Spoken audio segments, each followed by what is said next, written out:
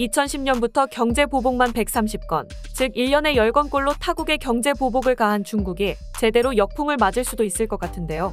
중국의 보복 정책에 혀를 내두르던 전 세계가 반중으로 똘똘 뭉치고 있습니다.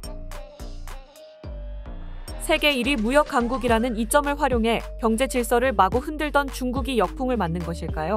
전 세계가 중국의 영향력을 벗어나 자국 경제 안보를 사수하려는 움직임을 보이고 있습니다. 일본이 먼저 행동으로 나섰습니다. 자국의 경제 안보 대처 지침을 마련하기로 한 것인데요. 외국이 무역 제한 같은 경제적 위압을 행할 때 대응법을 담고 있습니다. 사실상 모두 중국을 겨냥하고 있습니다. EU와 미국도 비슷한 움직임을 보이고 있습니다. 또한 중국 철강 과잉 생산을 겨냥해 세관세를 도입하는 방안도 논의하고 있다고 알려졌습니다.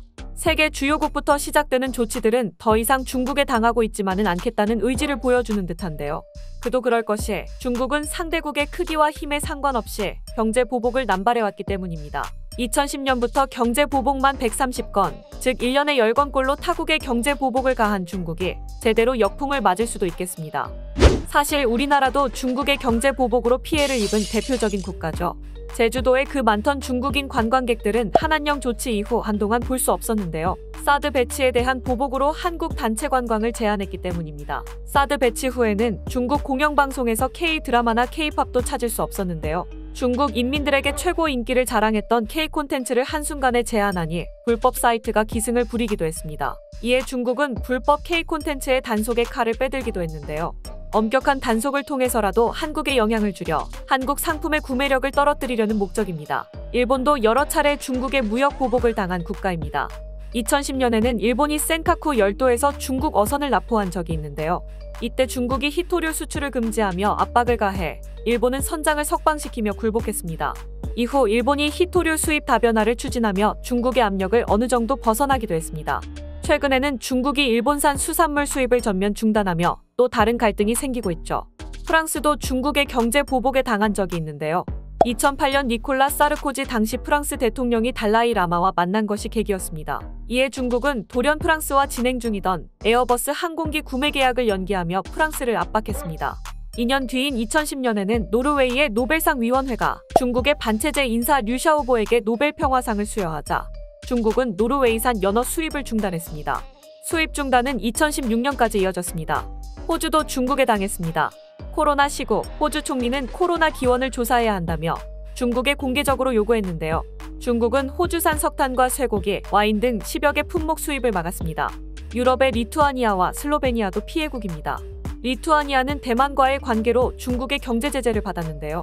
외교 관계를 대사급에서 대리대사급으로 격하하고 리투아니아산 상품 세관 통과를 막는 등 비공식 경제 보복이 있었습니다. 슬로베니아 역시 친대만 행보로 중국의 눈밖에 났습니다. 이에 중국 측은 슬로베니아 기업과 계약 종료, 투자 철회 등 무역 제재를 가했습니다. 이렇게 중국은 여러 국가의 무역 보복을 통해 정치 외교적 목적을 달성해왔는데요. 외국으로부터 기술 이전을 요구해 노하우를 빼가는 등 이점만 취하는 행보를 보이기도 했습니다. 독일 자동차가 대표적인데요. 독일차 회사가 중국으로 진출하던 당시 중국 기업과 합작회사를 차려야 하는 의무가 있었습니다. 중국은 기술 이전과 부품 현지 조달을 요구하기도 했는데 이때 세계 최고라는 독일차의 개발과 생산 노하우가 중국으로 고스란히 흘러들어갔습니다. 다방면으로 활개치던 중국은 이렇게 다채로운 무역 보복의 역사를 써내려왔는데요. 반중 정서가 심화되는 곳은 경제 보복을 당한 국가뿐만이 아니라고 합니다. 중국과 어쩌면 한 배를 탔다고 할 수 있는 1대1로 사업 참여국들에서도 반중 움직임이 심상치 않은데요. 스리랑카는 1대1로 사업에 참여하며 과도한 빚을 지게 됐습니다. 지난해에는 국가 파산을 선언했죠. 그동안 스리랑카는 중국으로부터 막대한 자금을 빌려 인프라 건설에 활용했는데 활용도가 떨어져 적자가 계속됐습니다. 그래서 빚을 갚지 못했고 2017년에는 항구 이용권을 99년간 중국에 넘기는 등 굴욕을 맛보기도 했습니다. 중국과 가까운 나라 중 하나인 파키스탄은 마찬가지로 1대1로 사업으로 큰 빚을 졌습니다. 중국이 자국 땅과 이익을 침범하고 있다며 중국인을 겨냥한 폭탄 테러가 일어나기도 했습니다. 이 밖에도 참여국의 대중국 부채 규모는 2020년 기준 3,800억 달러에 달합니다. 파산에 몰린 국가도 20개 나라에 달하는데요. 공동 발전을 내세웠지만 중국 발전만을 가져온 1대1로 사업은 10년이 지나 반중이라는 역풍을 맞고 있습니다.